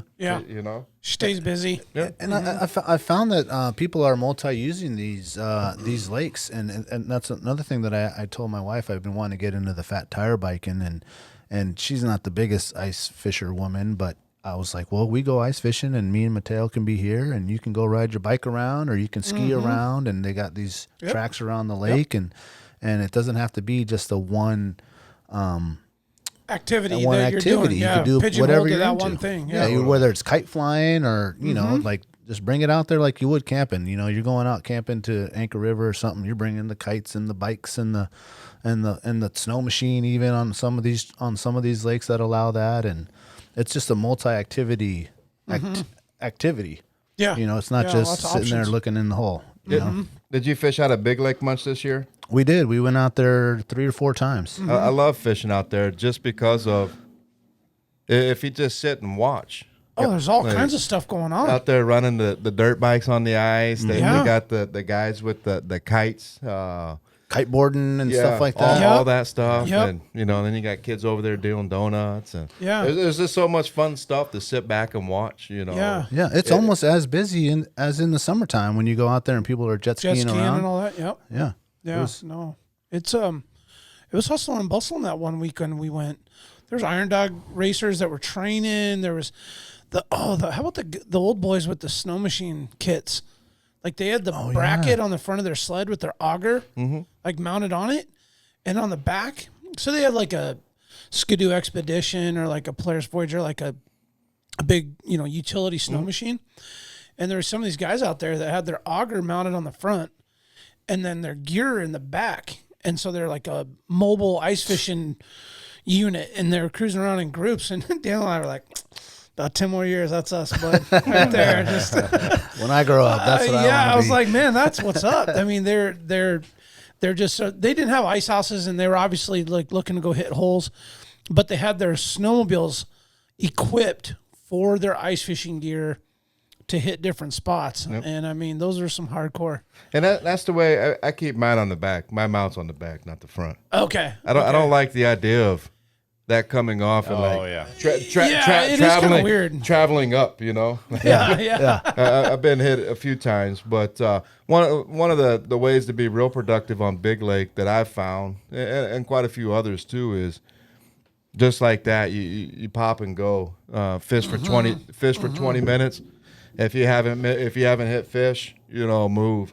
So I got my spots out there, kind of the same thing. Hey, this one should be good for a couple fish, you know. Then we move to the next one, and it just becomes timing in there. And then, you know, you walk out with, you know, 18 fish, and you look like a hero. Yeah. Man, You know, I but wish I it's could just- have that day. Wow. Just kind of moving around, you know. You get a mixed bag, get a couple burbot, couple char, rainbows out there. And it's all about just moving around to different spots. And it's easy to make a move and punch a hole, and those ice houses collapse very easy. a good point. You know, it's just a quick toot, and just go out another 200 feet or 200 yards. The one thing I haven't gotten myself to do is I don't drive my truck on the ice. Oh, really? Yeah, It's a very weird feeling. Does it make you feel a certain way? Like you just don't. You know, it's like I don't know. I'm just I don't know. It's ice, right? It's just frozen water. Yeah. And I recall this one time out on Big Lake, and I was driving my buddy's truck, and he's giving me a hard time. Why don't you ever drive your truck? And I said, you know, and we're coming by Burnt Point, and there's a soft spot over there, if you know where that spring is, and there's a knob, and there was a Tahoe. Went through the ice, and it's sitting on the knob, and I said, that's why I don't drive my truck out here. Yeah. And he looked, and he goes, fair enough. Yeah. Well, So and they run a grader on that lake. Look, they do, you know. Yeah, and it's like I don't know. When I go Big Lake, you know, I'm fishing off my snow machines. I park them up there at Ohana, and I just zip around there, go to the back lakes, fish back in there. you can go a little further. Yeah, it's a little fun, you know. But Yeah. I've just never been big on driving my truck on the ice. Yeah. Well, we're going to take a quick breather here and give a shout out to one of our sponsors, the Treehouse AK, your one-stop dispensary located at 341 Boniface Parkway. Be sure to ask the bud tender about their deal of the day, because honestly, there's always something good on deck. And guys, listen, this is where the culture lives. At the Treehouse, they're dedicated to serving customers, consumers, that are developed through a lifetime of involvement in the cannabis culture. They're committed to providing the highest quality products at whatever value your budget affords, while always maintaining the deep-rooted principles that have carried them this far. Their focus is on relationships over transactions. You can always depend on them to treat you with respect you deserve. hit them up at TheTreehouse.com. And please remember, you must be 21 years of age to enter their store. Right on. Yeah. I want to come back to the summertime kingfishing thing, and I know you have the Salmon Derby, and if I remember correctly, there used to be a silver derby. Is that something that maybe you might? I don't think it's been going on for a little bit. Is that something maybe you're going to get back involved with or debating on that? I think the last time was 2007, and that used to be. I think the IBW was kind of behind that one, but that's the long answer. Short answer is yes. That's coming this August. All right. Nice. The hard part is just looking. We've been wrapping our brains around it for a while because during the King Derby, the creek is only open 6 a.m. to 11 p.m. But once King season ends, on July 13th, July 14th, that creek goes 24 hours. Oh, I didn't know that. So what's kind of the parameters on that silver derby look like? Yeah. Right. And so I think we've made the decision to where we're gonna set the hours on when you can check fish in, weigh them in. If you catch them before or after, keep them in the cooler, keep them on the stringer. But you're only going to be able to check fish, and then it's prize wise. What becomes advantageous? So we're looking for. Probably more of a cash payout kind of deal. Get everybody likes cash. What are you gonna name the derby? That's still kind of in the works. Oh, okay. Okay. Like trying to bat a couple. Is it like a coho mania? Is it a silver bash? Something that's catchy. Yeah. Are we just keeping it on Ship Creek? We taking it to Bird Creek. Would you mind if we put out some feelers to our listeners to name some ideas to name it? Yeah, we're into naming things. Yeah, so, all right. Yeah. But yeah, so that's going on this year. We're having a derby, a coho derby down there. It's probably going to be short and sweet. Start on like a Friday, say like 6 p.m. And Sunday, something like that. Oh, okay, a short window, not like weeks long or nothing like that. No, just to kind of get the feet wet, to kind of see what it's about, because it's kind of a real big task for the Slam and Salmon Derby. I bet. For me, I got a couple folks around me that help out. We put this together, and it's people don't always realize there's a lot of back end work that happens. There is, and it started. A couple months ago, and then, my better half said she's got a better idea. So she's, I can't tell her she's holding me up, but she's been kind of holding. She's helping you out. Yeah. She's been kind of holding me up, But no, so yeah, we're excited. We're excited to do the coho one. We got a couple ideas, but it comes back to what do anglers want to see, Yeah. One of the things that I think we're missing up here is, we're always going for the trophy fish, which is against, I think people that are newer to Alaska or a real small percentage of Alaskans are all about the trophy. I know you're about the experience. That's what I'm about. I'm about the subsistence, harvesting, showing my kids a good time, my friends a good time, that experience, and then bringing it home, cooking, living off that meat. And so you go biggest silver, biggest king or whatever. Why not the most fish? So your whole bag limit weighed. That would be super cool. Like bass, isn't that bass fishing style? That's how they do it, right? But you can get 3 silvers, right? And that's you got to nail all 3. Yeah, and that's where I've been at, trying to wrap my brain around how to put this on, because there's that you could do. Is it a combined weight for one day? Is it for all 3 days? There's so many different ways you could go about it. You could break it down too, per day, overall. Yeah, per hour. I mean, you could kind of. You see how you can rabbit hole it real quick? You could. Yeah, I think you got to almost just nail it down to one day, the biggest 3 you can get in a day. And that's kind of where we're going. Just short, sweet cash payouts. kind of a deal. Not a lot of 20 place winners, stuff like that. Right. Just short and sweet. Maybe it is just a 1-day event. Saturday, 6 a.m. to 11 p.m. Award the next day.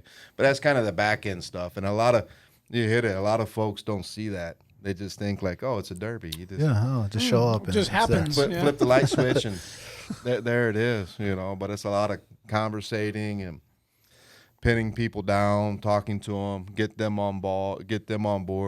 Behind what you got going on, connecting with nonprofits, stuff like that, to get them involved. 'Cause that's the other half is you always got to have a nonprofit attached to these because of the gaming aspects and the game of chance, Right. charge of money, so getting them involved in there. And so I get to work with some great nonprofits, to get them excited about it. And it ties back to we all like fish. Yeah. Yep. Absolutely. There's two topics I want to touch on really quick, and the first one's dealing with the Derby. Do you find, or is there a funny cheater story? Someone stuffing a rock in there or something, trying to get a little bit extra pound in there. Have you? CJ was out there. Is there a funny story? Maybe you can say, hey, this one guy, this one time, or something you've seen. Nothing 100% certain that I could say. I hear the hearsay, the rumor mill kind of stuff. But if that happens, we ask folks, hey, you got to bring that to our attention immediately. But I don't. It'd just be rumors. Okay. But I've heard of stuff, fish being brought from elsewhere, stuff like that. Oh yeah. Prior to our time, because when obviously when you get some real stuff on the line, that can make people do some silly stuff, cash, gold, boats. Yeah. They used to give away 4-wheelers down there. Like, you start getting in that. Nothing like you see in the lower 48. Where they stuff the fish with weights and stuff like that. Yeah. And they come to find out. But that's in the rules. If it comes out, and Alaska's pretty small, I don't think you'd really want to be that individual. That guy. And then in today's society with social media and stuff like that, That'd be brutal. That's it. You're done. you may not be able to. Well, maybe they wouldn't mind, but you would get blasted pretty quick, I would think. Oh yeah. Oh, without a doubt. Yeah. The other topic I wanted to brush on was a lot of people have this idea or this notion that the fish that are coming into Ship Creek for some reason aren't as clean or as edible as some of these other rivers. What's your opinion on that, or what do you say to people that think that? One, I'm not a biologist, but I would tell you that they release these fish at 7 centimeters. So what's that? That's pretty small, right? Like a fry going out. Yeah. So these fish go out into the ocean, the big water, and grow from 7 centimeters up to whatever 40 pounds. I don't know. That to me, that fish is being raised the same as, say, like a wild fish. They're both going out. They're in the same open water source, feeding on the same stuff. It's not like the hatchery's releasing a 25-pound king from the hatchery and swimming down, where it was in that captive environment its entire life. So I don't think there's anything health concern wise or of those stock fish, because they are. They're just stocking them as a little guy. They're going out to the ocean, coming back 2 to 5 years later. The big difference is those hatchery fish kind of bypass the elements of Mother Nature. Anglers walking on their beds, survival rate coming up. Water's dropping, or maybe water gets too high, blows them out or something like that. So the survivability rate, maybe is a little bit higher in them hatchery fish coming out. But I think they're. But as far as the quality of fish and taste, they're going out into the same ocean and coming in and they've cleaned up down there a lot as far as Ship Creek and homeless camps and things like that. So I think a lot of people had a concern that maybe it's getting trashed up river, and so this might be affecting the fish. This maybe could have been in the past, but what's your opinion on that? They're not a resident fish of that system, right? As far as like upstream above the dam, there's rainbow trout up there, which is now closed to fishing. Yep. And there used to be some beautiful rainbows up there, and there still are, I'm sure. Now those fish, I would probably say, maybe that's a little bit different because they're living in that water, they're reared in that water, and that's where they spent their life at. But I don't think anything flowing out of Ship Creek, would have have an ill effect on the fish in the ocean. Yeah, the pollutant. Well, I'm sure in the grander scheme of things, anything flowing out into the ocean is not good for the fish. Yeah, it's such a short stretch of that industrial district too. You get up to the base there, and it's only a couple miles, right? Mm-hmm. Yeah. Yeah, there's nothing going in the river, pollutant wise or anything. And then it's clear all the way up past, whatever, Moose Run up into the end of the base. Yeah. And then it's Chugach. I mean, let's be real. Ship Creek isn't like a creek where guys are going and dumping a 5-gallon bucket of oil in the middle of town somewhere. That's not that kind of drainage. No. Yeah, and, but you hear these comments, and I just want to it's a city clarify creek, right? for everyone out there, because it's in a city, and you might hear the similar things with Campbell Creek or Chester Creek and things like that. But and you get that in any sort of urban environment fishery. Urban, that's it. They're kind of like, it's an urban environment. The fishing can't be good. Yeah, right. But it's a lie. They're tripping. There's nothing wrong with those fish in that creek down there, and I tell the folks that all the time. Yeah, but then I caveat, like, I don't eat the fish. They're like, well, what do you mean? But I don't eat fish, but. Oh, really? The bait shack guy doesn't eat fish. No. Oh, really? No, I'm not I'm not a big salmon eater. I like rockfish. I like halibut. I get that. I get that. Salmon is just it's a very strong taste for me. Very different. But I would say it's a gamey fish. If you could equate it to a game meat. Okay. In my opinion, I mean, I like salmon. Now, if you give me 20 ounces of halibut and 20 ounces of salmon, eat the halibut. I'm probably going to eat the entire 20 ounces of halibut. I'm probably going to eat 12 ounces of the salmon. I get burned out on that. Well, I think that has to go too with things that we've been saying with some of the game meat is the preparation, how you're cooking this thing, and the different ways that you can prepare this. Yep. And even some of that fish that maybe has been in the freezer a little too long, you can still go ahead and can that stuff, jar that stuff, smoke that stuff, and not waste it, and really enjoy that. You give me a pint of smoked salmon canned with jalapenos in it, I'm crushing it. Yeah. I'm eating the whole thing. So it's how it's prepared. Yeah, and that's the way I am. So, smoked salmon, I'll just eat the whole bag. I have to give it out because I'll just sit there and I'll just keep eating a piece after. And it's so but I just some reason off the grill or baked, it's just not my. Yeah. But I eat my kids she'll keep one fish and I'll eat that with her and Gotcha. I'll enjoy it. But those fish down there, they're fine to eat. Yeah, they're healthy. They are. They're healthy fish. They look good. I eat some every year, and I'm still good to go. So you see some of the fat content in those guys when they come in, those early season chrome fish. Just beautiful, healthy, thick fillets. Yeah, just wonderful fish. Yeah. I think part of the issue with the salmon eating is that, we've been eating it prepared the same way for so long. It's very singular. It's filleted, usually on the grill, maybe oven, maybe baked. But, there's something that you may have marinated it. It might have a rub, but it's really singular. And then you start to branch out, especially with game meats, and you make moose, enchiladas or tacos or. Then you have this roast and you do this other thing and you have so many more options. And over the last few years, I've been looking for more of those salmon options because I love the taste of salmon, but it is getting really old eating the same fillet, Yeah. So it's different canning strategies, different types of smokes. So you can do 2 or 3 different types of smokes. You get the candy, you get the mid one, and then you have the soft one that breaks up.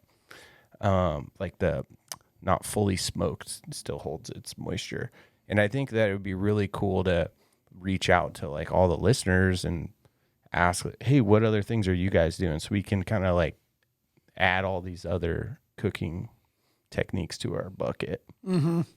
And I feel like there's a listener out there who's going to be like, man, I eat farmed pink salmon out here in These New guys are Hampshire, complaining about. and these assholes are talking shit about this fresh salmon. They're sick and tired of it. You got to be kidding me. Yeah, I mean, here's Atlantic. Yeah, that's true. Yeah, that's true. That's our own Alaska first Alaska world spoiled. salmon problems. Alaska Yeah, spoiled. No, to Jack's, statement, it's true. We kind of just do the, you catch first right off the rush, and what do? You carve a fillet off, sprinkle some seasoning on it, throw it on the grill. Best salmon you ever eaten. Yeah. Well, 6 fillets later, you're like, yeah, I'm ready to like fry this or patty it. My mother-in-law does a patty, so we could rabbit hole for hours about this. But one thing I wanted to throw out was she does this patty where she crushes up sweet Hawaiian rolls. Oh. Like the little mini rolls. Yeah. Yes. Tears them all up, breaks them up, mixes them up with egg, mayo. Danielle loves mayo. And then squishes it down and then fries it into this patty. Dustin?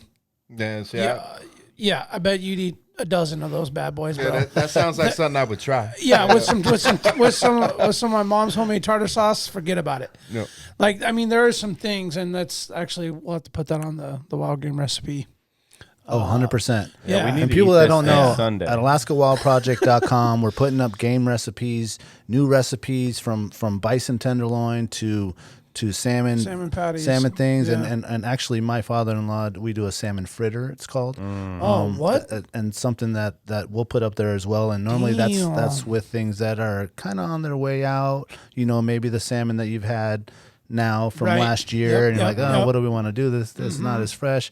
You know what? You can salmon fritter that thing, and it's almost like a crab cake kind of style. Just amazing. So go ahead and go to the website AlaskaWildProject.com and check out some of these recipes that we are putting up and that our audience is putting up, and we're trying to add a new one every week. Yep. So definitely keep an eye out on that.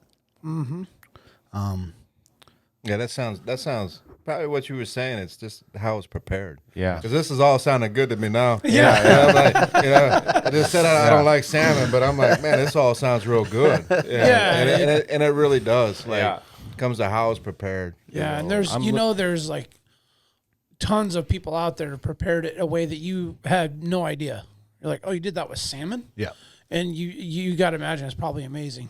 So Yeah, I grabbed this bag of greens because we have some spicy greens right here. This just got harvested right before I came here, and it has arugula, wasabi arugula, spinach, kale, a bunch of different lettuces. But this right here with some blackened blackened salmon, both sides blackened, raw in the middle a little bit. After a quick freeze, chop it up and throw in this. That is something I could get after, Yeah, But that fillet, and maybe no. the fillet might not be as fresh, but local greens, underscore you AK, mix in that mix flavor. it in and fresh with a little bit of something that might be, Yeah, time to friend her up. that sounds good. Yeah, Let's get yeah. after.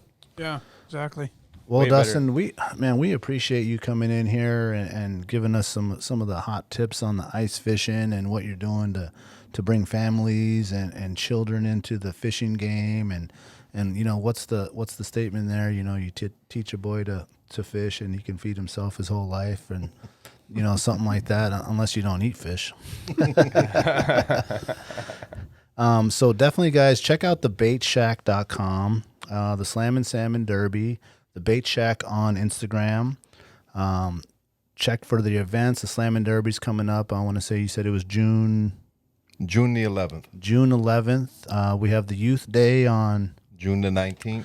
June 19th. Go out there and take your kids out there for free and learn to fish and win some prizes. And we're definitely looking forward to the Coho Derby. We're looking for a name for that. If you guys think of a name, go ahead and email us or email the Bait Shack and see if we can't get a really cool name for the Coho Derby that's coming up. And that'll be the first silver derby in Since 2007, you said? I think it's around there. Yeah, Yeah. They haven't had a silver derby here in Anchorage. Nice. Quite a few years. So just trying to So it'll be like a bring that back. You know, it's tying back into the creek. You know what we've been doing down there, and I can't say it's just me, but we've definitely brought some folks down there. And kind of Ship Creek. You know, a lot of people, you know, turn away from Ship Creek, but then now there's more people coming to fish Ship Creek. Yeah. Because they're seeing it out there. Yeah. And so we've been trying to build that vibe. There's a lot of other cool stuff that's going on down there with even going into like Labor Day. You know, this year would be, I think, the third annual the Great Alaska Duck Race that happens down there. I just caught wind that there might be a foot race down there this fall. Okay. Like, nice. you know, coming like a Ship Creek one. So that's all over the last, you know, several years of what's been going on down there. Yeah. Yeah. Bringing the love back. Yeah. That's great. So definitely go downtown, go down to Ship Creek, down there behind the Ulu factory, and check out the bright red. You cannot miss it. Nope. The bait shack, and let's get the kids out there, and let's get the people fishing, and Dustin is out there providing the goods, providing the knowledge, providing the cool gear and hats and creek candy. I know that's your little thing there too. We'll have to hit on that next time. Oh yeah. Oh yeah. But we Some appreciate merch. you coming out here and what you're doing for Alaska and for the families and your service to our country and all that thing. And we really appreciate you, Dustin. Thank you. I thank you guys for having me on. This is awesome. Yeah. Thank you, Dustin. Once Thanks, again, Dustin. thebaitshack.com, The Bait Shack on Instagram. Go ahead and check that out. And we appreciate you guys listening. It's the baitshackak.com. Ooh. Baitshackak.com. Make sure we get that right. Thebaitshackak.com. That shack life. Yes. Thank you, guys. We appreciate you, Alaska. Thank you to all the sponsors. Thank you to Dustin at the Bait Shack. Much love, and we'll catch you on the next one. For sure. You'll remember my speaking to you of what I call your overcautiousness. Are you not overcautious when you assume that you cannot do what the enemy is constantly doing? Total Truck Accessory Center. Go check them out at 7700 Homer Drive. They're your one-stop shop for canopies, spray-in bed liners, LED light bars, and more. Total Truck. TheTreehouseAK.com. Located at 341 Boniface Parkway. They're your all-in-one cannabis and CBD store. Ask the bartender today what the strain of the day is to get your 10% off. Lawn Pro AK, your year-round professional property maintenance. Cutting lawns, but not cutting quality. Hit them up at lawnproak.com. Double Shovel Cider Company, located off of Arctic and 58.